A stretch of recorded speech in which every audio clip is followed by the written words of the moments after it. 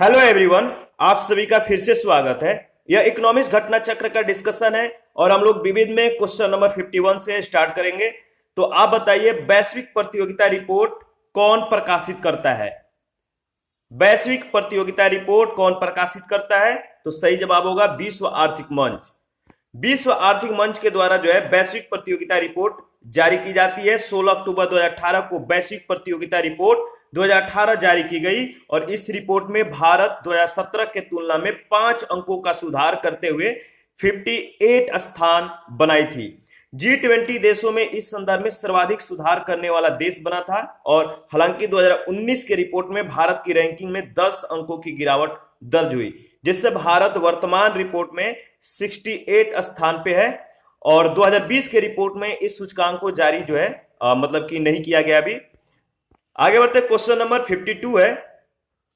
विश्व आर्थिक मंच के द्वारा जारी वैश्विक प्रतिभा प्रतिस्पर्धा सूचकांक 2020 के अनुसार निम्नलिखित में से कौन सा सुमेलित नहीं है?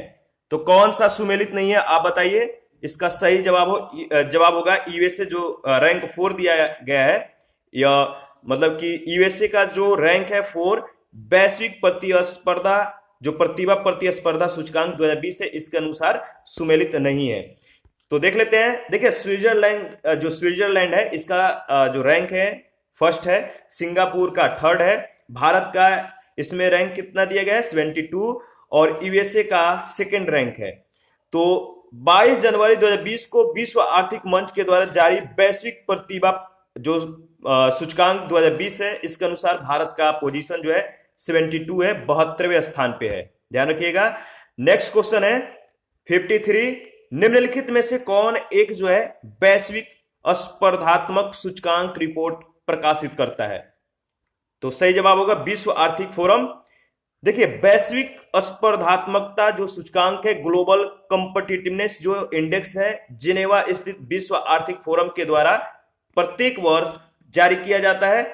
2019 के वैश्विक प्रतिस्पर्धात्मक रिपोर्ट के अंतर्गत जारी सूचकांक में सिंगापुर को जो है शीर्ष स्थान प्राप्त हुआ, जबकि इस सूचकांक में भारत 68वें स्थान पे और गत वर्ष वह जो है 58वें स्थान पे था। तो 2020 के रिपोर्ट में इस सूचकांक को जो है जारी नहीं किया गया है। तो आप बताइएगा कि 2020 के रिपोर्ट में भारत का जो सूचकांक है कौन सा पोजीशन है।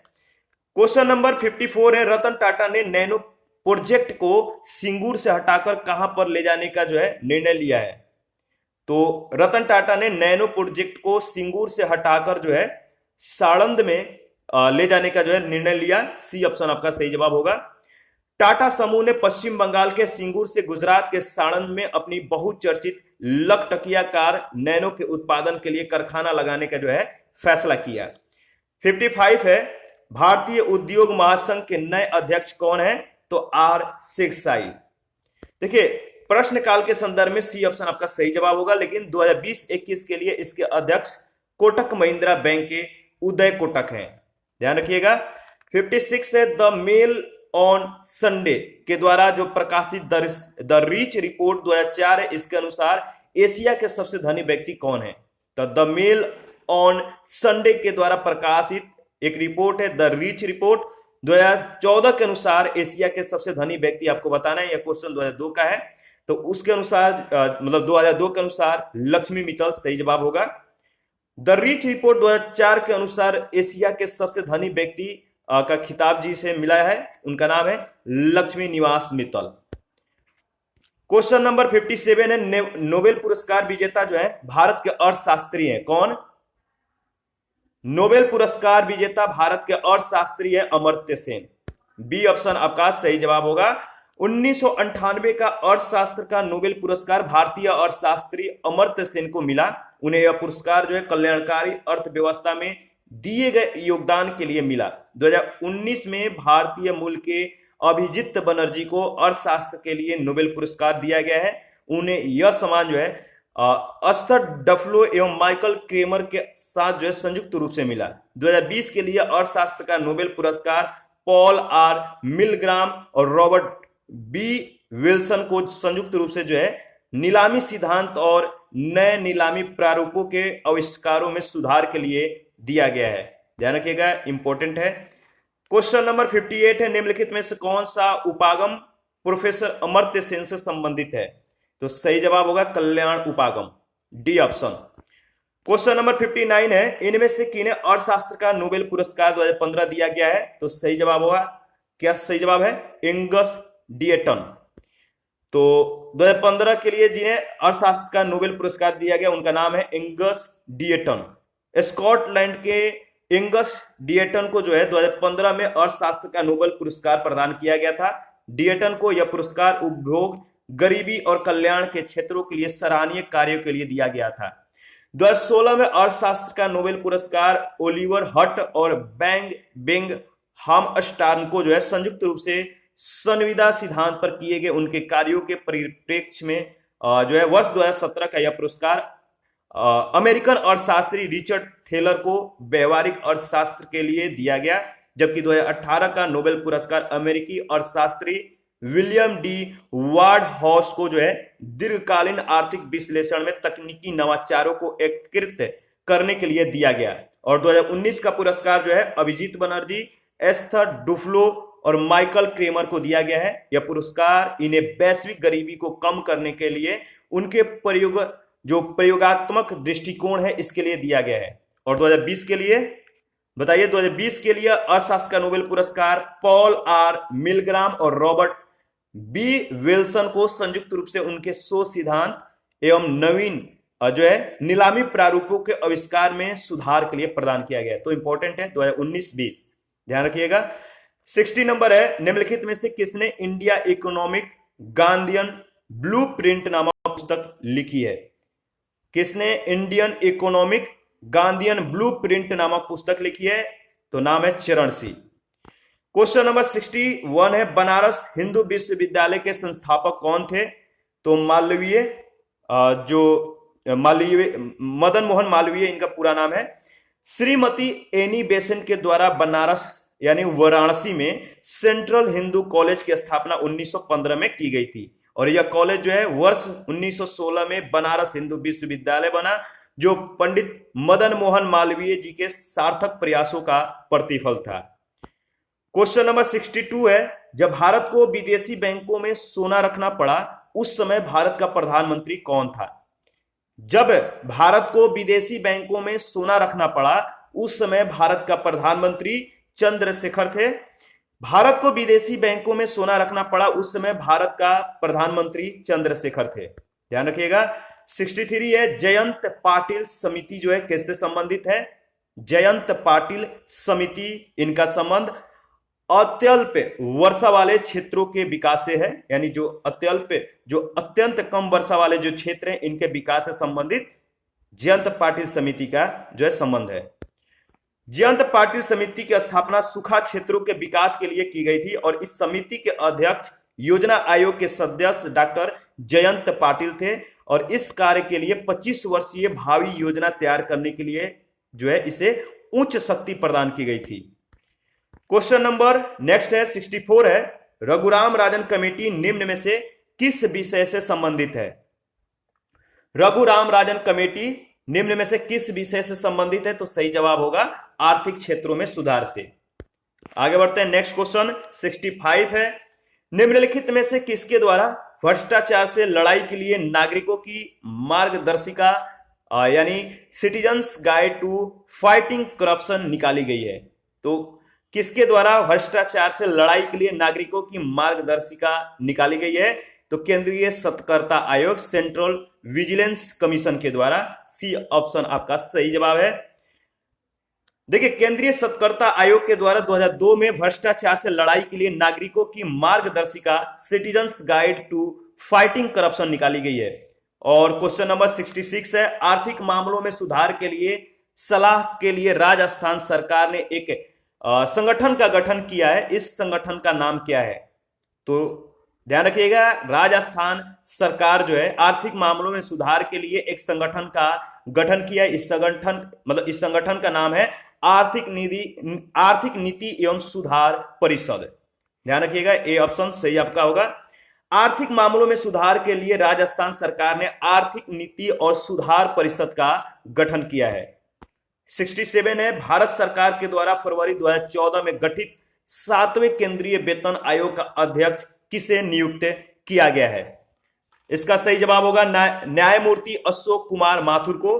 तो सी ऑप्शन आपका सही जवाब है। 2014 में गठित 7वें केंद्रीय वेतन आयोग का अध्यक्ष न्यायमूर्ति अशोक कुमार माथुर को जो है नियुक्त किया गया। क्वेश्चन नंबर 68 है, भारत के कंट्रोलर और ऑडिटर जनरल की रिपोर्ट का परीक्षण निम्न में से कौन सी संसदीय समिति के द्वारा किया जाता है? तो कंट्रोलर और ऑडिटर जनरल की रिपोर्ट का परीक्षण जो है कौन सी संसदीय समिति के द्वारा किया जाता है? तो पब्लिक अकाउंट कमेटी के द्वारा। सी ऑप्शन आपका सही जवाब होगा। भारत के कंट्रोलर और ऑडिटर जनरल जिन्हें हम क्या कहते हैं, इनका रिपोर्ट का परीक्षण जो है संसद की लोक लेखा समिति पब्लिक अकाउंट कमेटी के द्वारा किया जाता है और इसमें 22 सदस्य होते हैं। 22 सदस्य में 15 लोकसभा के और 7 राज्यसभा के सदस्य होते हैं, ध्यान रखिएगा। क्वेश्चन नंबर 69 है, भारत के सीएजी यानी नियंत्रक एवं महालेखा परीक्षक कार्य करते हैं। तो सीएजी का कार्य आपको बताना है कि क्या करते हैं। तो लोक वित्त संरक्षक के रूप में इनका कार्य होता है। तो बी ऑप्शन आपका सही जवाब होगा। नियंत्रक एवं महालेखा परीक्षक की नियुक्ति जो है राष्ट्रपति के द्वारा होती है। नियंत्रक एवं महालेखा परीक्षक की सलाह से राष्ट्रपति केंद्र और राज्यों की लेखाओं को रखे जाने के लिए प्रपत्र निर्धारित करता है। केंद्र और राज्यों से संबंधित उसकी लेखा संबंधी रिपोर्ट राष्ट्रपति और संबंधित राज्यपालों को भेजी जाती है, जिन्हें संसद और राज्य विधायिका के समक्ष रखा जाता है। यह भारत के लोक वित्त संरक्षक के रूप में कार्य करते हैं। 70 नंबर क्वेश्चन है, निम्नलिखित देशों में से किसने जो है भारत और यूएसए के साथ जो है जुलाई 2017 में मालाबार नौसैनिक अभ्यास में भाग लिया था? तो भारत और यूएसए के साथ यानी यूनाइटेड स्टेट ऑफ अमेरिका के साथ जुलाई 2017 में किस देश ने जो है मालाबार नौसैनिक अभ्यास में भाग लिया था? तो सही जवाब होगा जापान, यानी भारत, यूएसए और जापान। देखिए 10 से 17 जुलाई 2017 के मध्य नौसेना युद्ध अभ्यास जो मालाबार था, इसके 21वें संस्करण का आयोजन बंगाल के खाड़ी में किया गया था और इस नौसैन्य अभ्यास में भारत, अमेरिका, जापान की नौसेनाओं ने प्रतिभाग किया था। 71 है, निम्नलिखित में से कौन सा सतत विकास लक्ष्य यानी एसडीजी भारत में 2030 तक सभी के लिए पानी की उपलब्धता और इसके अस्थायी प्रबंधन को लक्षित करेगा? एसडीजी 6 है, यानी जो सतत विकास लक्ष्य नंबर 6 जो है यह क्या करेगा? पानी की उपलब्धता और इसका स्थायी प्रबंधन को लक्षित करेगा।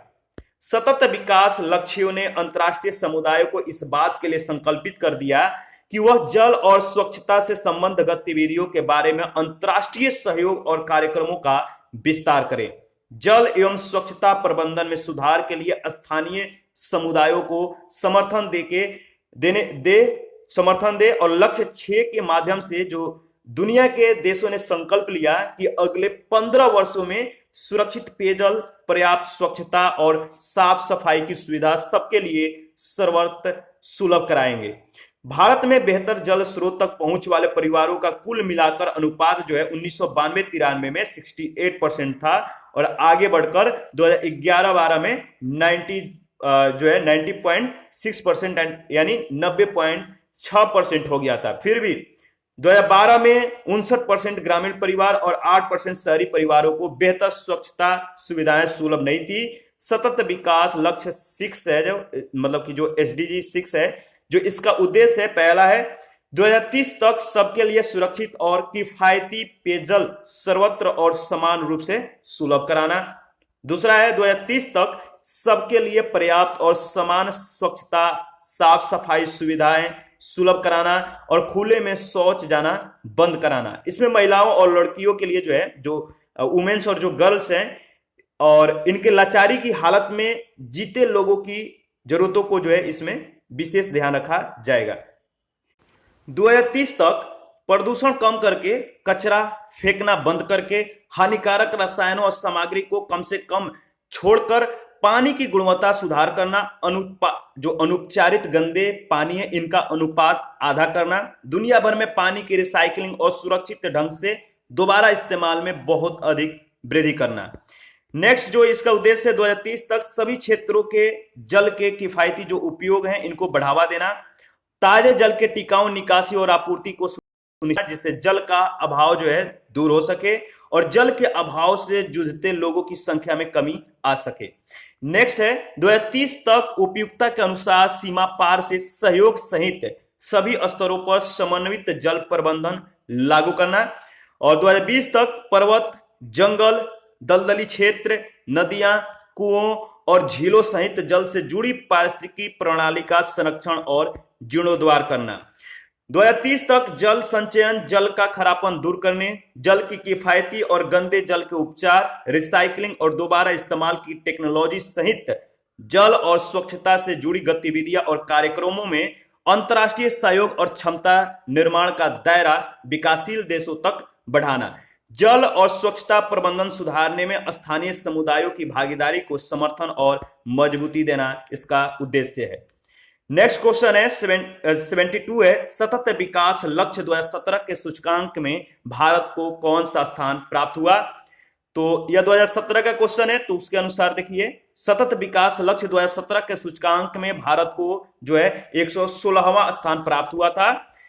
हमें न्यू डेटा को याद रखना है। 2018 में देखिए जो सतत विकास लक्ष्य सूचकांक है इसमें भारत को जो स्थान प्राप्त हुआ था 2018 में वो था 112वें और 2019-20 में सतत विकास लक्ष्य सूचकांक में भारत को जो है 115 और 117वें जो है स्थान प्राप्त हुआ था। तो 2020 और 2019 इसका डेटा जो है इंपॉर्टेंट है, ध्यान रखिएगा। क्वेश्चन नंबर 73 है UN sustainable development solutions network के द्वारा 2017 में प्रकाशित विश्व प्रसन्नता रिपोर्ट के अनुसार निम्नलिखित में से कौन सा देश विश्व में सर्वांग रूप से सर्वाधिक प्रसन्न है। तो सर्वाधिक जो देश प्रसन्न है वो कौन सा देश है, सही जवाब होगा नॉर्वे।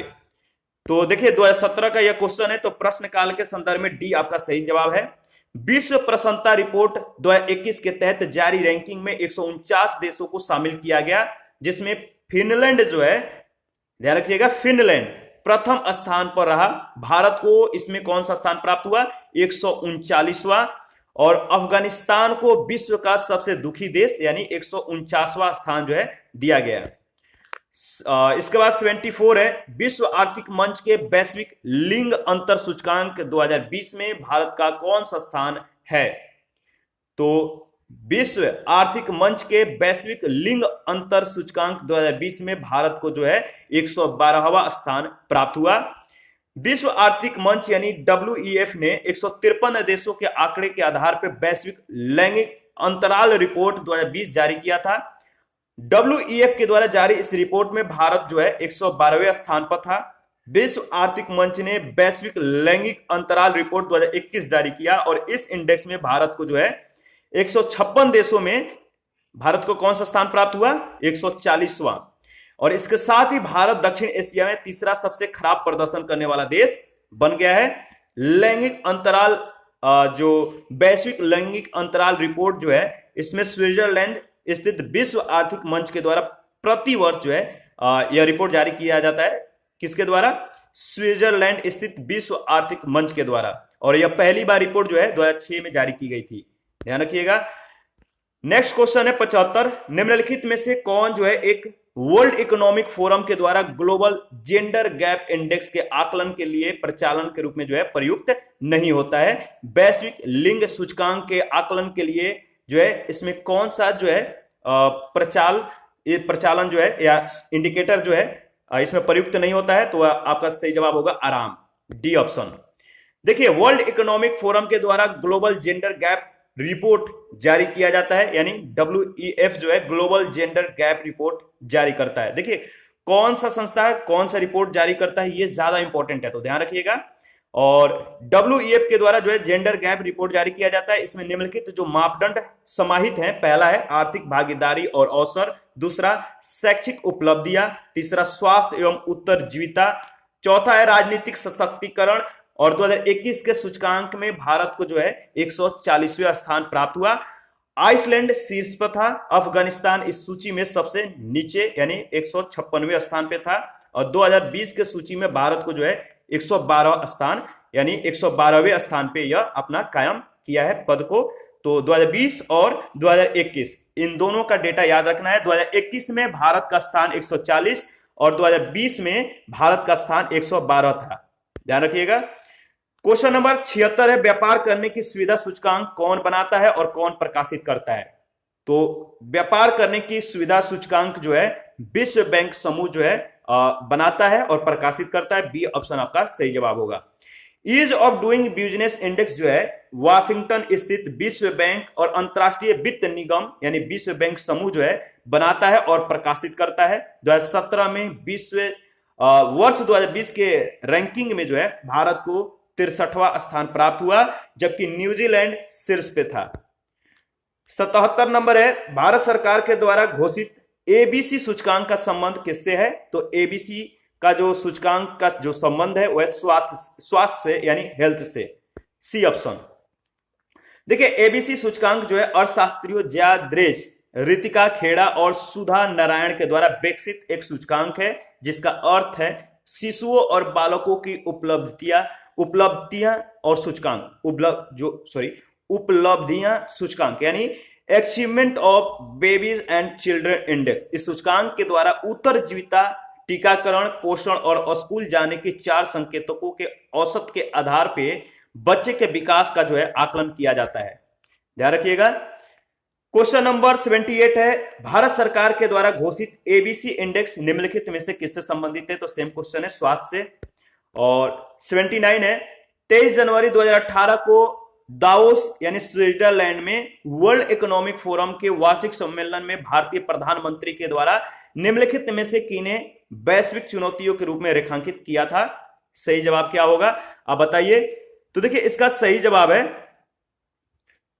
पहला जो इसमें दिया गया है पर्यावरण परिवर्तन। तो देखिए जो 23 जनवरी 2018 को दावोस में वर्ल्ड इकोनॉमिक फोरम के वार्षिक सम्मेलन में भारतीय प्रधानमंत्री के द्वारा जो वैश्विक चुनौतियों के रूप में रेखांकित किया गया था वो था पर्यावरण परिवर्तन, इसके बाद आतंकवाद और इसके बाद संरक्षणवाद। तो पहला, दूसरा और तीसरा, ए ऑप्शन आपका सही जवाब होगा। आगे बढ़ते हैं, नेक्स्ट है क्वेश्चन नंबर 80 में आपको बताना है कि सर्वप्रथम डिजिटल इकोनॉमिक रिपोर्ट जो है डिजिटल इकोनॉमिक रिपोर्ट 2019 किसके द्वारा जारी किया गया है? तो सही जवाब होगा अंकटाड के द्वारा। देखिए सर्वप्रथम डिजिटल इकोनॉमिक रिपोर्ट 2019 है अंकटाड के द्वारा सितंबर 2019 में जारी किया गया। तो अंकटाड का नाम ध्यान रखिएगा। और क्वेश्चन नंबर 81 है, सरकारी आर्थिक शक्ति के सूचकांक के अनुसार वर्ष 2009 में भारत का स्थान कौन सा था? तो आर्थिक शक्ति के सूचकांक आईजीईपी सरकारी आर्थिक शक्ति के सूचकांक के अनुसार वर्ष 2009 में भारत का स्थान 5वां था। सरकारी आर्थिक शक्ति के सूचकांक के अनुसार विश्व की 112 अर्थव्यवस्थाओं में भारत का जो स्थान था वर्ष 2009 में 5वां था, जबकि अमेरिका, चीन, जापान, जर्मनी पहले से चौथे स्थान पे थे। 5वां स्थान पे भारत था। 82 नंबर है, विपन्नता सूचकांक किसी देश की बेरोजगारी और मुद्रास्फीति दर का योग होता है। यह सूचकांक जितना ऊपर होगा उतना ही वह देश जो है जीवन यापन की दृष्टि से विपन्न होगा। नीचे दी गई आकृति जो है यूरोप के विभिन्न देशों का विपन्नता सूचकांक है। तो एक तरफ जो खाली बॉक्स में जो दिया गया, आप इस जो डायग्राम है इसको देखिएगा। जो खाली बॉक्स है ये वाला, ये है आपका बेरोजगारी दर, और जो कलर वाला है जो फिल किया हुआ है वह है मुद्रास्फीति दर। तो फिगर को देखने के बाद अगर आप इसको अवलोकन कर पा रहे हैं तो आपको बताना है कि विपन्नता सूचकांक से निम्नलिखित में से कौन सा निष्कर्ष प्राप्त होता है। तो इसका निष्कर्ष आपको बताना है कौन सा निष्कर्ष प्राप्त होता है। तो देखिए इसमें जो निष्कर्ष है, इसमें जो दूसरा निष्कर्ष निकलता है, जो दूसरा नंबर है, बेल्जियम और ब्रिटेन के मुकाबले में स्पेन में मुद्रास्फीति दर कम है। ठीक है, तो यहां पे देखिए बेल्जियम है और ब्रिटेन है। ठीक है, तो बेल्जियम और ब्रिटेन, इन दोनों का जो डायग्राम है देख के आप निष्कर्ष निकाल सकते हैं कि बेल्जियम और ब्रिटेन के मुकाबले में स्पेन में जो मुद्रास्फीति दर है वो कम है। तो स्पेन देख लीजिए, स्पेन आपका ये रहा। ये रहा बेल्जियम और ये रहा ब्रिटेन। इसके बाद जो इसमें तीसरा स्टेटमेंट है कि इटली और फ्रांस की बेरोजगारी दर लगभग एक जैसी है। तो इटली और फ्रांस, इटली कहां पे है तो फ्रांस ये रहा और इटली ये रहा, इन दोनों का जो बेरोजगारी दर है लगभग एक समान है। तो दूसरा और तीसरा जो स्टेटमेंट दिया गया है इसमें आप इसको इस डायग्राम को देखकर निष्कर्ष निकाल सकते हैं, बी ऑप्शन आपका सही होगा। क्वेश्चन नंबर 83 है, निम्न कथनों पर विचार करिए।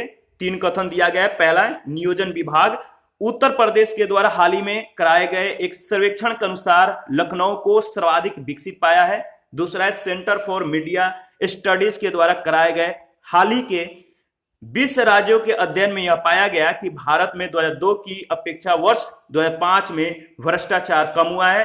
तीसरा है, भारत निर्माण योजना के अंतर्गत ग्रामीण गरीबों के लिए मकान बनाने का जो लक्ष्य है, ग्रामीण मकानों की कमी का 50% भी पूरा नहीं करेगा।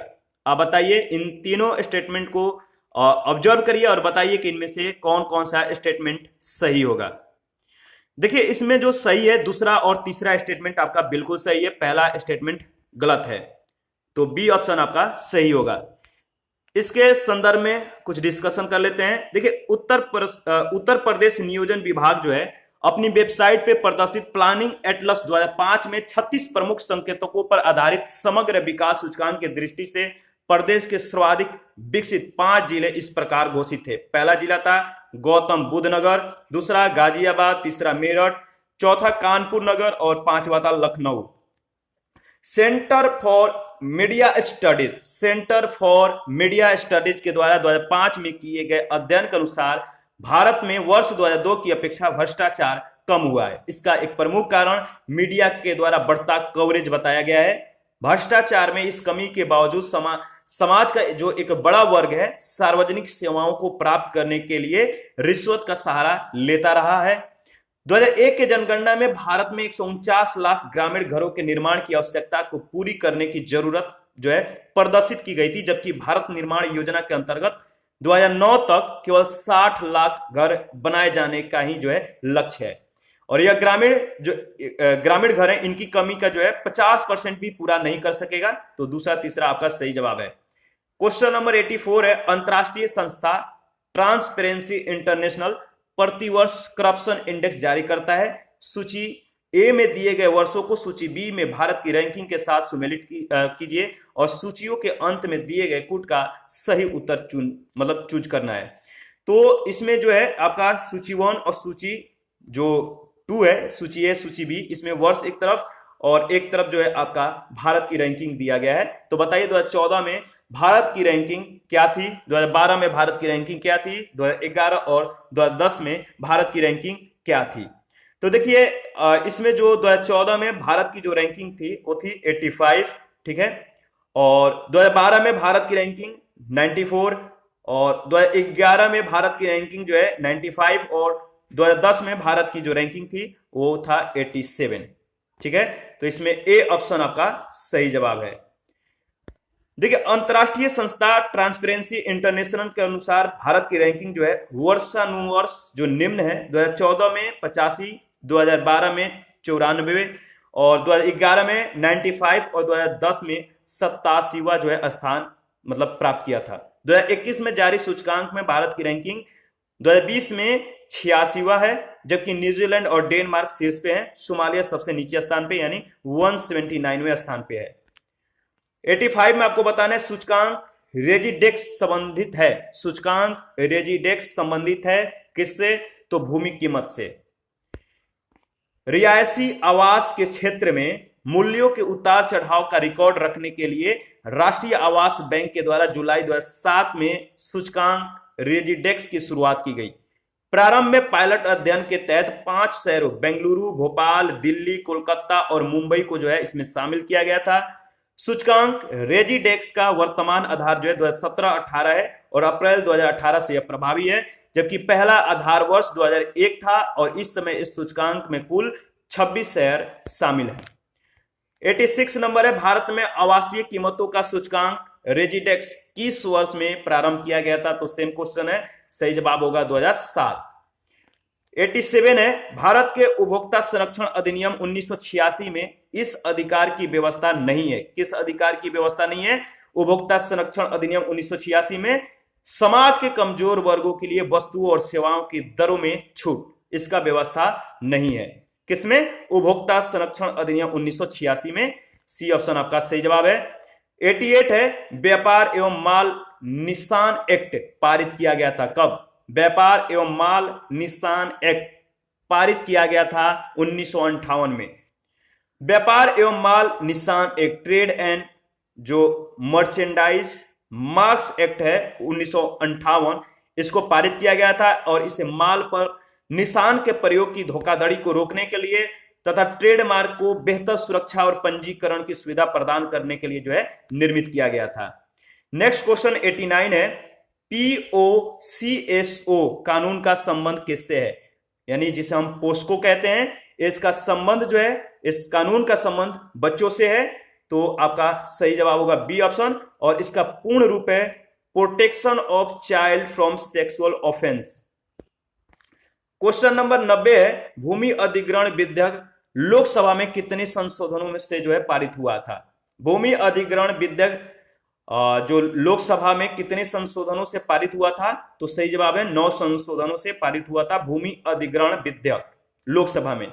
9 संशोधनों से भूमि अधिग्रहण विधेयक लोकसभा में 9 संशोधनों से पारित हुआ था, और इस विधेयक का पूरा नाम है भूमि अर्जन, पुनर्वास और पुनर्व्यवस्थापन एवं उचित प्रतिकर और पारदर्शिता अधिकार 2015। ठीक है, यह विधेयक जो है लोकसभा में 24 फरवरी 2015 को प्रस्तुत हुआ था और 10 मार्च 2015 को यह विधेयक पास हुआ।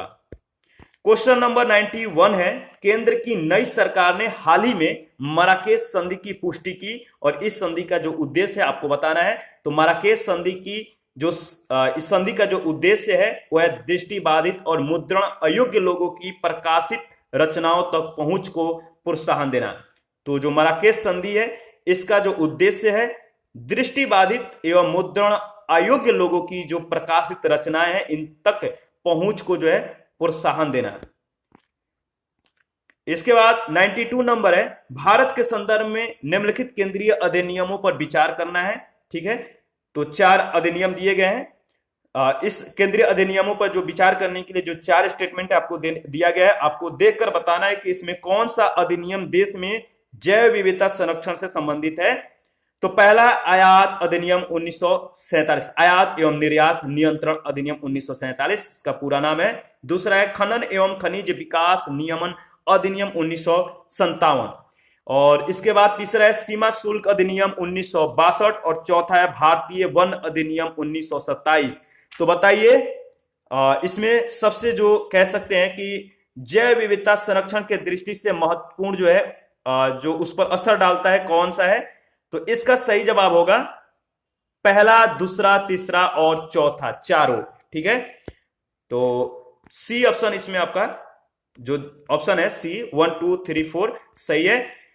देखिए, भारत में जैव विविधता संरक्षण के दृष्टिकोण से 12 प्रमुख अधिनियमों का नाम जो है इस प्रकार है। पहला है मत्स्य अधिनियम 1897, खतरनाक कीट और पिस्सू अधिनियम 1914, भारतीय वन अधिनियम 1927, कृषि उत्पाद अधिनियम 1937, भारतीय कहवा अधिनियम 1942, आयात और निर्यात नियंत्रण अधिनियम 1947, रबर उत्पादन एवं विपणन अधिनियम 1947, चाय अधिनियम 1953, खनन एवं खनिज विकास अधिनियम 1957, prevention of cruelty to animal act 1960, सीमा शुल्क अधिनियम 1962 और इलायची अधिनियम 1965।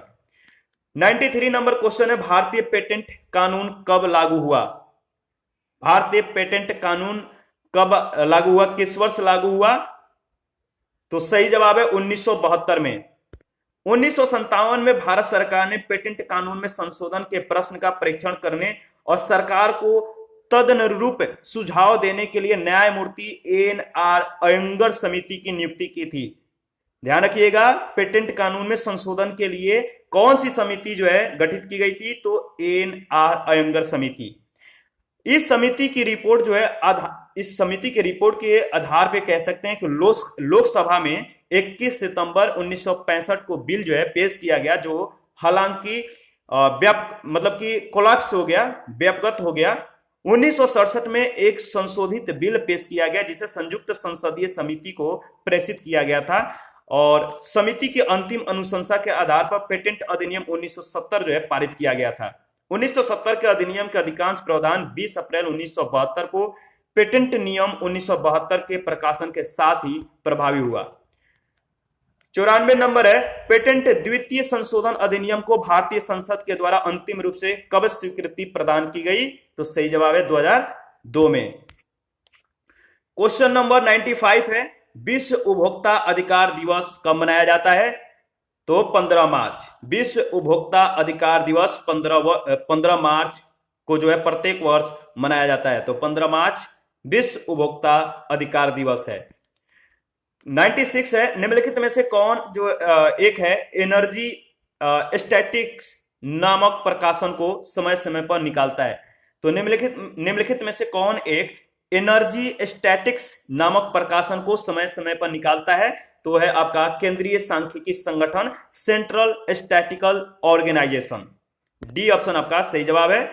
देखिए सीएसओ जो है सेंट्रल स्टैटिकल जो ऑफिस है, वार्षिक आधार पर जो है इसका प्रकाशन करता है, एनर्जी स्टैटिक्स नामक प्रकाशन को। और वर्तमान में सीएसओ और एनएसओ इनका विलय कर एनएसओ यानी नेशनल स्टैटिकल ऑफिस के रूप में जो है प्रतिस्थापित किया गया है। 97 है, गॉडगिल मुखर्जी सूत्र के अंतर्गत अधिकतम भार दिया गया है किस पर? तो गॉडगिल मुखर्जी सूत्र के अंतर्गत अधिकतम भार जनसंख्या पर दिया गया है। तो सी ऑप्शन आपका सही जवाब होगा। गॉडगिल मुखर्जी फॉर्मूला के अंतर्गत अधिकतम भार जनसंख्या यानी 1971 को दिया जाता है, जो कि 60% है। पहला 60% 1971 के जनसंख्या के आधार पे, दूसरा है 25% प्रति व्यक्ति आय के आधार पे, और 7.5% कर प्रयास एवं राजकोषीय प्रबंधन के आधार पे, और 7.5% कह सकते हैं विशिष्ट समस्याओं के आधार पे। तो इस तरह से रखना है। 98 है, 2000 में प्रकाशित लेखा एवं परीक्षा नियंत्रक यानी कैग की रिपोर्ट के अनुसार देश में प्रति व्यक्ति मिट्टी के तेल का न्यूनतम आवंटन निम्नलिखित राज्यों को था। निम्न में दिए गए कुटों से सही उत्तर आपको चुनकर बताना है कि कौन सा सही जवाब है। तो इसका देखिए सही जवाब क्या है, आप बताइए। इसका सही जवाब होगा, देखिए यूपी, राजस्थान, एमपी, उड़ीसा और बिहार। पहला और दूसरा जो है आपका इसके संदर्भ में सही जवाब है ए ऑप्शन। 2000 में वर्ष 2000 में प्रकाशित कैग के रिपोर्ट के अनुसार उड़ीसा में जो है प्रति व्यक्ति सबसे कम यानी 7.56 किलोग्राम प्रति व्यक्ति सबसे कम, ध्यान रखिएगा। और बिहार में प्रति व्यक्ति जो है कितना 7.86 किलोग्राम। मध्य प्रदेश में प्रति व्यक्ति 8.05 किलोग्राम, और राजस्थान में प्रति व्यक्ति कितना किलोग्राम? तो 8.22 किलोग्राम, और उत्तर प्रदेश में 8.47 किलोग्राम प्रति व्यक्ति मिट्टी तेल का आवंटन किया गया था। तो क्रम याद रखिएगा। निम्नलिखित में से किस राज्य में बहिनी दरबार समाचार पत्र महिलाओं के द्वारा और महिलाओं के लिए प्रकाशित होता है? तो सही जवाब होगा मध्य प्रदेश। किस राज्य में बहिनी दरबार समाचार पत्र महिलाओं के द्वारा और महिलाओं के लिए प्रकाशित होता है? तो एमपी में। क्वेश्चन नंबर 100 है, 2013-14 के अनुमानों के अनुसार निम्नलिखित में से किस देश में ग्रीन हाउस गैस का उत्सर्जन सबसे ज्यादा है? सही जवाब होगा चीन में। क्वेश्चन नंबर 101 है, छठवें वेतन आयोग की रिपोर्ट किस वर्ष लागू हुआ? तो छठे वेतन आयोग की रिपोर्ट जो है 2006 में लागू हुआ। तो ए ऑप्शन आपका सही जवाब होगा। जुलाई 2006 में न्यायमूर्ति बीएन श्री कृष्ण की अध्यक्षता में गठित छठे वेतन आयोग ने अपनी रिपोर्ट सरकार को 24 मार्च 2008 को सौंप दी, जो 1 जनवरी 2006 से लागू मानी गई। 2014 में एम के माथुर की अध्यक्षता में 7वें वेतन आयोग का गठन किया गया था, और जनवरी 2016 से 7वें वेतन आयोग की अनुशंसाएं लागू हो गई है। ध्यान रखिएगा, इंपॉर्टेंट है। कमेटी का नाम आपको ध्यान में रखना है कि कौन सी कमेटी किसके लिए गठित की गई थी। तो आज का सेशन यहीं पे समाप्त करते हैं, नेक्स्ट सेशन में मिलते हैं। आप अपना प्रतिक्रिया जरूर दीजिएगा, आपके प्रतिक्रियाओं का हमें बेसब्री से इंतजार रहता है। तो थैंक यू, मिलते हैं फिर से नेक्स्ट सेशन में।